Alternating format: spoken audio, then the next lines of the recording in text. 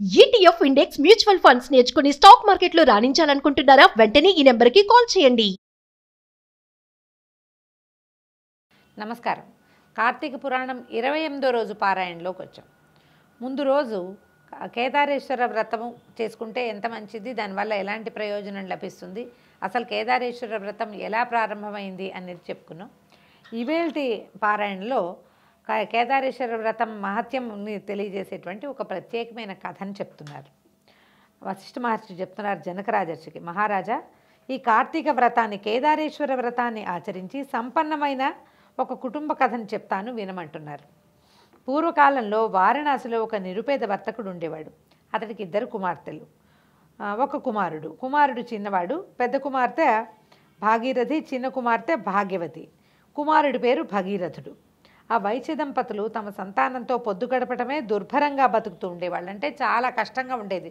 డబ్బులు లేవు, సంపాదన లేదు, వ్యాపారం లేదనమాట.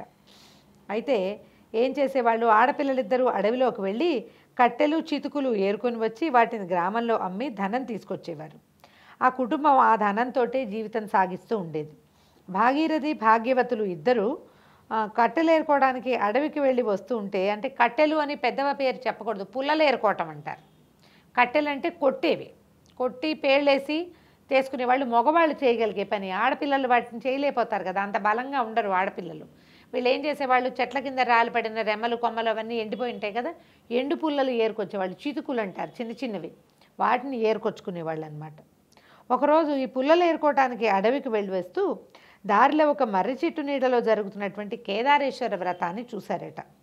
వ్రత విధానాన్ని అడిగి తెలుసుకున్నారు. భక్తే ప్రధానమని చెప్పగా విన్నారు. అక్కడే ఓ చెట్టు కింద కూర్చుని తాము కూడా పూజ చేసుకుని ఇంటికి తిరిగి వచ్చారట. ఆ రోజున వాడి దగ్గర ఉన్న పుల్లలకి డబ్బులు ఎక్కువగా వచ్చినాయి. అదంతా కూడా కేదారేశ్వరుని వ్రతమహత్యమేనని, ఆయన యొక్క కటాక్షమేనని గ్రహించారు. ఇదే మనం వరలక్ష్మి వ్రతంలో వింటాము, తర్వాత సత్యనారాయణ వ్రత కథలో వింటాం. భక్తి మాత్రమే ప్రధానము, ఆడంబరానికి ఏమీ ఖర్చు పెట్టక్కర్లేదు, అవంతా చేస్తాం, అవి లేకపోయినా కూడా అవి లేవు కాబట్టి ఇది చేసుకోకూడదు అనే భావాన్ని, అసలు ఆ భావాల్లోకి వెళ్ళకూడదు. పైగా ఏంటంటే ఈ వ్రతాలు అవి ఎవరు చేసుకుంటున్నా మనం ఆ దారింటి వెళ్ళేటప్పుడు వినాలి, ఆగాలి, తెలుసుకోవాలి, కుదిరితే చేసుకోవాలి, ఆడంబరం అక్కర్లేదు, పూజ ఎట్లా చేయాలో తెలుసుకుంటే సరిపోతుంది. తర్వాత ఏం చేశారు, ఈ ఆడపిల్లలిద్దరూ ఇది కేదారేశ్వరుడి కరుణా కటాక్షం అని తెలుసుకొని తల్లిదండ్రులను అడిగారు. అయితే వాళ్ళేమన్నారు, పూజా ద్రవ్యాలకి, ధూప దీపాలకి, నైవేద్యాలకు ఖర్చు చేయడానికి తగినంత సొమ్ము లేదు కదా, ఆ దేవదేవుని కరుణ కలిగినప్పుడు తప్పకుండా చేసుకుందామని అన్నారు. అప్పుడు ఈ పిల్లలు ఏమన్నారు, అంతగా భక్తి మాత్రమే ప్రధానం అన్నారు, ఆ దేవుడు మనకు అనుగ్రహించిన విధంగానే చేసుకుంటామన్నారు అక్క చెల్లెళ్ళు. అక్కడ చెప్పారు వాళ్ళు, భక్తి మాత్రమే ప్రధానమని. అక్కడికి వ్రతం చేసుకొచ్చాక, పూజ చేసుకున్నాక మనకి పుల్లలకి రోజు వచ్చే రూపాయి కంటే ఇంకో రూపాయి అదనంగా వచ్చింది. ఇవన్నిటికీ నైవేద్యాలకు డబ్బులు కావాలి, అలా ఆలోచించద్దు, పూజ చేసుకుందామన్నారు. తల్లిదండ్రి ఒప్పుకున్నారు. అంటే ఇప్పుడు ఎవరైనా పూజ చేసుకుంటాం అన్నప్పుడు ఎంకరేజ్ చేయాలి కానీ డిస్కరేజ్ చేయకూడదు. ఈ కథల్లో మనకు అదొకటి తెలుస్తుంది ప్రత్యేకంగా. ఆ రోజున ఉదయమే గంగానదికి వెళ్ళి తలస్నానం చేసి వచ్చారు. మంచినీళ్ళు కూడా తీసుకోకుండా ఉపవాసం ఉన్నారు. కేదారేశ్వరునికి నమస్కరించుకున్నారు. అడవికి పుల్లలేరుకోవడానికి వెళ్ళారు. వస్తూ దారిలో మర్రి చెట్టు ఆకులు, మర్రి పళ్ళు, మర్రి ఊడలు కోసుకుని తెచ్చుకున్నారు. సాయంత్రం ఇంటి ముందు ముగ్గులు తీర్చిదిద్దారు. పూజ చేయడానికి వేదికను ఏర్పాటు చేసుకున్నారు. పరమేశ్వరుడి చిత్రపటాన్ని పెట్టుకున్నారు. గణపతికి నమస్కరించారు. పరమేశ్వరుని పూజించారు. స్వామి, మేము నిరుపేదలం, ఈ మర్రి ఆకుల్ని తమలపాకులుగా భావించు, మర్రి కాడలని అంటే ఊడల ముక్కల్ని వక్కలనుకో, ఈ మర్రి పళ్ళనే బూరెలుగా భావించి స్వీకరించు, ఈ మర్రి ఊడలు ఉన్నాయి, వీటి ఇంకా పెద్ద పెద్ద ఊడలు, వాటిని తోరాలనుకో అని పరమేశ్వరుడికి వాటిని నివేదించారు. పచ్చికాయలు కూడా కోసుకొచ్చారు. పచ్చికాయలేమో వక్కలనుకోమన్నారు, పళ్ళేమో నైవేద్యం అనుకోమన్నారు. మర్రి ఊడలు కట్ చేసుకొచ్చుకున్నారు. ఆ కత్తిరించి తెచ్చినటువంటి వాటిని తోరాలు తయారు చేయడానికి కూడా మా దగ్గర శక్తి లేదని చెప్పి పరమేశ్వరుడికి వాటిని నివేదించారు. పూజ పూర్తి చేసుకుని తీర్థం తీసుకున్నారు. చంద్రోదయాన్ని చూసి చల్లగా చూడమని చంద్రుడికి నమస్కారం చేశారు. ఆ తర్వాత పుల్లలు నమ్ముకుని నూకలు తెచ్చుకుందామని బయలుదేరారు. తమ తట్టలోని పుల్లలు బంగారు పుల్లలు అయిపోయినాయట. అవి కనిపిస్తే సరికలా ఆశ్చర్యపోయారు. పూజకి ఫలితం అన్నమాట. అయితే ఈ కాలంలో ఇట్లా సద్యో ఫలితాలు లభించవా అని ఒక అనుమానం ఉంటుందండి. వెంటనే మారిపోవటం, అది ఏదో కృతయుగ నాడు ద్వాపర త్రేతాయుగాల్లో నడుస్తాయి. మన కాలంలో ఇలా మనం ఒకటి తెస్తే అది రెండోదిగా మారిపోదు, అంత తీవ్ర పరిణామాలు సంభవించవు, నిదానంగా మార్పు వస్తుంది. ఆ బంగారు పుడకల కారణంగా వాళ్ళ స్థితిగతులు మారిపోయాయి, పేరు ప్రతిష్టలు పెరిగాయి. నియమం తప్పకుండా కార్తీక నోములు నోచుకునేవాళ్ళు. కుమార్తెలిద్దరికీ యుక్త వయసు వచ్చింది. సౌందర్యవంతులైనటువంటి కుమార్తెలలో పెద్దమ్మాయిని తూర్పు దిక్కు నుండి ఒకరు, పడమర దిక్కు నుండి మరొకరు చిన్నమ్మాయి కోసము వచ్చి తమ కుమారులకు భార్యలుగా చేసుకుని అమ్మాయిలకి చక్కగా మంచి సంబంధాలు వచ్చినాయి, పెళ్ళిళ్ళు అయిపోయినాయి. భగీరథయ్య కూడా పెరిగి పెద్దవాడయ్యాడు, ఆఖరి అబ్బాయి అన్నమాట. ఎప్పుడూ వచ్చినట్టే కార్తీక మాసం వచ్చింది. అప్పట్లో పేదతనం వల్ల కార్తీక నోములు అంతంత మాత్రంగా చేసుకున్నాం, ఇప్పుడు మన అంతస్తుకు తగిన విధంగా చేసుకుందామని తల్లిదండ్రులను ఒప్పించాడు. పట్టుతోరాలు అవి పాతవన్నీ తీసేసి పెరట్లో ఉన్న కాకరపాదు మీదకి విసిరేశాడు. బంగారు తోరాలు చేయించి ఎంతో ఆడంబరంగా ఘనంగా నోచుకున్నాడు. దర్పం బాగానే ఉంది కానీ భక్తి లేదు. గొప్ప చూపించుకోవటం కోసం అందరినీ పిలిచాడు, బాగా భోజనాలు పెట్టాడు, అందరికీ పెద్ద పెద్ద తాంబూలాలు ఇచ్చాడు, బాగా పళ్ళు పువ్వులు కాయలు రిటర్న్ గిఫ్ట్లు, వ్యవహారం బాగా జరిగింది. భక్తి మాత్రం తక్కువగా ఉంది. ఇది తన తాలూకు ఆడంబరాన్ని డాంబికాన్ని తమ సంపదని చూపించుకోవటం చేసిన దానికోసం చేసినటువంటి వ్రతం అవటంతో భక్తి లేదు, మిగిలిన క్రియలన్నీ జరిగినాయి అన్నమాట. అయితే ఈ భక్తి లేకపోవడం వల్ల కేదారేశ్వరుని అనుగ్రహం తప్పింది. సిరి సంపదలు తరిగిపోయాయి. పేదరికంతో మళ్ళీ వాళ్ళ బతుకు దుర్భరమైపోయింది. తిండి గడవటం కూడా కష్టమైపోయింది. పెరట్లోని కాకరపాదు విరగ్గాసింది, విపరీతంగా కాసిందట. తల్లి కాయలు కోసి కొడుకు చేతికిచ్చి షావుకారు చేతికిచ్చి నూకలు ఏమైనా తీసుకురా గంజి తాగుదామని పంపించింది. అయితే ఈ వాటిని తీసుకెళ్ళినటువంటి భగీరథ శ్రేష్ఠి ఈ అంగడికి వెళ్ళి అయ్యా ఈ కాకరకాయలు తీసుకుని 2 నూకలు ఇప్పించండి అని పరిపరి విధాలుగా బతిమలాడినా కూడా ఈ చేదుకాయలు దేనికని కసురుకుని కొన్ని నూకలు ఇచ్చి పంపించాడు. మర్నాడు మళ్ళీ భగీరథయ్య కొన్ని కాయలు పట్టుకుని వెళ్ళి ఆ షాపుకి వెళ్ళాడనమాట, ఈ కాయలు తీసుకుని నూకలు ఇవ్వమని.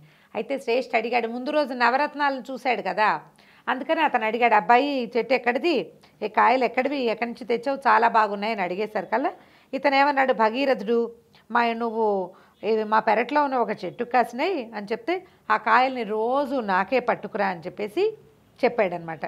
కుర్రాడు ఆనందించాడు. భగీరథుడు ఆనందించి ఇంటికి వెళ్ళిపోయాడు. ప్రతిరోజు ఆ కాయలన్నీ పట్టుకెళ్ళి శ్రేష్ఠికి ఇచ్చేసేవాడు. ఆ కొట్లో ఇచ్చేసరికల్లా ఆయనేమో ఆ కాకరకాయలన్నీ తీసుకున్నాడు. ప్రతి కాకరకాయలోనూ నవరత్నాలు రాలి పడుతున్నాయి, అవన్నీ వాళ్ళు ఉంచుకున్నారు. వీళ్ళకి ప్రతిరోజు 2 సోలలు నూకలు ఇచ్చేవాడు, నూకలు తెచ్చి గంజి కాచుకునేవాళ్ళు. కొంతకాలానికి పాదుకున్న కాయలన్నీ అయిపోయాయి. మళ్ళీ కథ మామూలే. ఆకలి బాధ వాళ్ళని కష్టపెడుతోంది. వాళ్ళకి ఏం చేయాలో పాల్పోవటం లేదు. అంటే వీళ్ళ దొడ్లో కాకర చెట్టుకి నవరత్నాలు కాసినా కూడా వాళ్ళకి ఉపయోగపడలా. ఆ నవరత్నాలు ఎవడో అదృష్టవంతుడు వాడింటికి చేరిపోయినాయి. మన ఇళ్లలో కూడా ఇలా అవుతుందండి. అన్నీ మన దగ్గరే ఉంటే పక్క వాళ్ళకి ఇచ్చాక అది అద్భుతంగా పరిణమిస్తుంది, మన దగ్గర ఉండగా అది పనిచేయదు. ఎందుకంటే మనకి దైవానుగ్రహం తప్పడం వల్ల. అదే చెప్తున్నారనమాట. ఈ అమ్మాయి ఏం చేసింది, కుమారుడిని పెద్దమ్మాయి ఇంటికి పంపించిందట.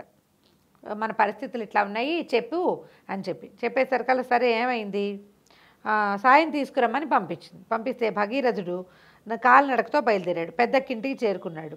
బికారిలాగా ఉన్న అతన్ని చూసి అన్న ఇంటి నౌకర్లు లోపలికి రానివ్వలేదట. అయితే ఇక పైన మేడ మీద తలారబెట్టుకుంటున్న భాగీరథి అమ్మాయి, అంటే మొదట పూజ చేసుకున్న అమ్మాయిల్లో ఒక అమ్మాయి అన్నమాట, తమ్ముడిని లోపల తీసుకెళ్ళింది. వీళ్ళ దీనగాథ అంతా తెలుసుకుంది. ఏం చేసింది, ఒక గుమ్మడికాయని లోపల తొలిపించి దాని నిండా వరహాలు పోసి ముచిక గట్టిగా బిగించేసి తమ్ముడు చేతికిచ్చి దీన్ని ఇంటికి తీసుకెళ్ళి దీన్ని అమ్మకే ఇవ్వరా నాయన అని పంపించింది. ఏదో సాయం చేస్తుందంటే ఈ గుమ్మడికాయ ఇచ్చింది ఏమిటి అక్క అని బాధపడుతూ ఉన్నాడట అబ్బాయి. వెళ్తున్నాడు, గుమ్మడికాయ ఇట్లా మోసుకెళ్తున్నాడు అనమాట.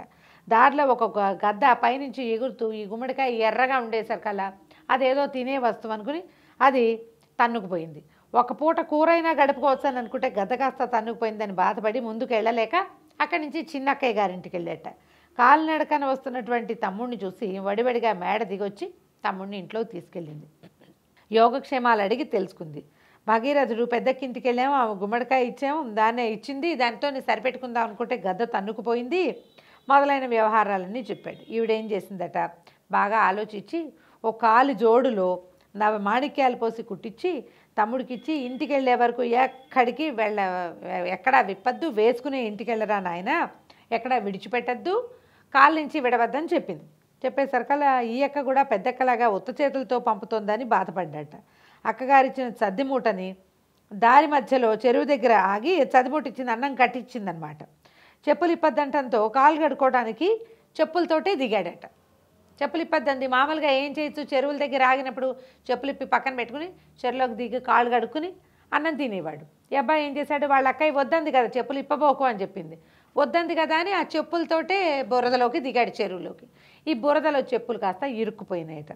దాంతో ఏం చేశాడు, ఇంక ఎంత వెతికినా ఆ బురదలో కూరుకుపోయినాయి. ఈ అబ్బాయి అటు ఇటు కంగారు పడి వెతికాడు. మెల్లిగా బురదలోకి లోపలికి వెళ్ళిపోయినాయి, దొరకలేదు. జరిగిన దానికి కుమిలిపోయాడు. ఎంత పడ్డాడో ఏం చేయాలో తెలియలేదుట. అక్కడి నుంచి ఏం చేశాడు, మళ్ళీ ఇంటికి వెళ్ళాల, పెద్దక్కయ్య గారింటికి వెళ్ళాడు. ఏరా మా తమ్ముడు, నేను ఇచ్చిన గుమ్మడికాయ అమ్మకి ఇచ్చావా అంటే, ఓ ఇచ్చాను అమ్మ, చాలా బాగా వండింది, కూర ఎంత బాగా కుదిరిందో, పులుసు మరీ బాగుందన్నట్టు అనేసరికల్లా ఆవిడ తెల్లబోయి వాళ్ళ అక్కయ్య, ఒరే ఏమిట్రా బుకాయించకు, నిజం చెప్పు, నువ్వు ఆ కాయ అమ్మకి ఇచ్చావా అంటే, వాడు ఏడ్చి మొత్తుకుని ఏం చెప్పాడు, గద్దెత్తుకుపోయింది అని చెప్పాడు. చెప్పేసరికల్లా అయ్యో వీళ్ళకి ఈ దుస్థితి వచ్చిందే, ఇలా వచ్చింది, వజ్రాలు వైఢూర్యాలు పోసి గుమ్మడికాయలు పోసి ఇచ్చినా కూడా వీళ్ళ పరిస్థితి ఇలాగే ఉంది. పైగా వాడు ఇక్కడిక్కడే తిరుగుతున్నాడు. ఆ గుమ్మడికాయ ఇల్లు చేరితే అమ్మకి తెలిసేది వ్యవహారం. సరే ఏమిటి, ఎంత బాధపడుతూ ఉండిపోయారు అక్క చెల్లి ఇద్దరు. కార్తీక మాసం వచ్చింది. ఆవిడ ఏం చేసింది, కార్తీక నోము సన్నాహం చేసుకుంటూ తమ్ముడిని అడిగిందట, కార్తీక నోములు ప్రతి ఏటా చేస్తున్నారా అంటే, ఆ స్వామివారి తోము చాలా గొప్పగా బంగారు తోరాలతో, వెండి తమలపాకులతో, ముత్యాల సున్నంతో చాలా వైభవంగా చేశామక్క అని చెప్పాడు. ఇది ఒక సంవత్సరంలో జరిగింది. ఈ కార్తీకంలో వీళ్ళు వ్రతం చేసుకున్నారు. మరుసటి కార్తీకానికి బికార్లు అయిపోయారు. అయితే ఇంత బాగా వ్రతం చేస్తే ఏం జరిగిందిరా తర్వాత అని అడిగితే, తమ్ముడు ఏం చెప్పాడంటే, ఇలా ఇలా జరిగింది, మొత్తం ఆస్తంతా పోయింది, వ్యాపారంలో వేసిన ఓడలన్నీ పోయినాయి, ఇంటి ఇల్లు వాకిలి పోయినాయి, అప్పు వచ్చింది, ఇల్లు జప్తుకొచ్చింది, మేము గుడిసెలో ఉంటున్నాము, మా పరిస్థితి ఇలా అయింది, కిందటి సంవత్సరం కేదార్ను ఘనంగా చేసిన తర్వాతే మాకు ఈ పరిస్థితి వచ్చింది అనగానే అప్పుడు అమ్మాయికి ఏమనిపించిందంటే, కేదారేశ్వరుడి దయ తప్పటం వల్లే ఇది జరిగిందని భావించి తమ్ముడు చేత కార్తీక పూజలు చేయించి తమ్ముడికి కొంత డబ్బు ఇప్పించిందట. తమ్ముడు ఆడంబరాలకు పోయి స్వామి కరుణకి దూరమయ్యారు. కుటుంబ సాంప్రదాయానుసారం వ్రతం చేయాలి, అమ్మకి చెప్పి నోములు చేయమని హెచ్చరించింది. ఆమె చెప్పిన మాటల ప్రకారం తల్లిదండ్రులు కార్తీక నోము గురించి ఆలోచించుకుని తాము ఇదివరకు ఎలా చేసుకునేవారో అదే విధంగా మళ్ళీ కార్తీక వ్రతాన్ని చేశారు. ఆ కరుణామయుని దయ వల్ల పూర్వపు సంపదలు లభించాయి, జీవితం ప్రశాంతంగా గడిచింది. అంటే తొలి కాలంలో ఇళ్లల్లో ఏ విధానం ఉంటుందో వ్రతాలు అదే విధానంలో చేయాలి. తోరాలు అవి మార్చకూడదు. అంటే వీళ్ళు మొదటి రోజుల్లో మర్రి పళ్ళు పెట్టారు కాబట్టి ఇప్పుడు కూడా అవే పెట్టాలా అంటే కాదు, కలిగిన పళ్ళు పువ్వులు పెట్టచ్చు. తొలి రోజున మర్రి ఊడల్నే తోరాలుగా చేసుకున్నారు, అవే చేయక్కర్లా, ఏదో సామాన్యమైనవి పట్టు చేయొచ్చు. ఈ తోరాలు వాటిని పారేయకూడదు, నియమభంగం చేయకూడదు. గృహ సాంప్రదాయం ఎలా ఉందో అలాగే చేయాలని చెప్తారు. నోములన్నీ కూడా అంతే. ఎవరైనా చేసే నోముల్ని కాపీ చేయకూడదు, అది కూడా చెప్తారు. ఒకవేళ ఇప్పుడు ఈ నోములు విన్నాం మనకి కార్తీక నోము కేదారేశ్వర వ్రతం చేసుకోవాలనిపించింది, మన ఇంట్లో లేదు, ఉండవు, అందరి ఇళ్లలో ఉండవు కదా. ఉండనప్పుడు ఏం చేయాలంటే పురోహితుడి సలహా తీసుకోవచ్చు, ఇంటర్నెట్ సలహా తీసుకోకూడదు. ఇది క్లియర్గా చెప్తున్నాను చూడండి. ఎవరో కాదు, ఆ పురోహితుడు మన సమీపంలో ఉండాలి. ఇలాంటప్పుడు మనం ఏం చేయాలి, ఇలా ఉంది ఏం చేయాలని సలహా అడగడానికి వీలయ్యేటువంటి అవకాశం తీసుకుని ఓ అయ్యగారినో, ఓ పూజారినో, ఓ గురువుగారినో వారినే మన అమ్మా నాన్నలుగా భావించి అడిగి వాళ్ళు ఏది చెప్తే ఇంకా ఆ ప్రకారం దాన్ని అట్లా కంటిన్యూ చేసుకుంటూ రావాలి. కొంతకాలం మనం చేస్తుంటే పిల్లలకు కూడా అదే పంథా అలవాటు అవుతుంది. కొత్త కొత్త పంథాలని ఎప్పుడూ కాపీ చేయకూడదు. వ్రతంలో ఈ వ్రత కథలో అది క్లియర్గా చెప్తారు. తొలికాలం నుంచి వచ్చిన పద్ధతులనే ఎప్పుడూ ఆచరించాలని. భగవంతుని పూజలో భక్తికే ప్రాధాన్యం కానీ ఆడంబరాలకు కాదు. వైభవాల మోజులో భగవదారాధనలో భక్తిని కోల్పోకూడదని ఈ వ్రత కథ మనకి తెలియజేస్తోంది. కేదారేశ్వర వ్రత కథ విన్నా చెప్పినా కూడా విశేషమైన ఫలితం లభిస్తుందట. అఖండమైనటువంటి పుణ్యబలం పెరుగుతుందంటారు. నేను చెప్పాను, మీరు విన్నారు. దీంతో 28వ రోజు పారాయణ పూర్తయింది. రేపు ఉదయం 29వ రోజు పారాయణలో కలుసుకుందాం. నమస్కారం.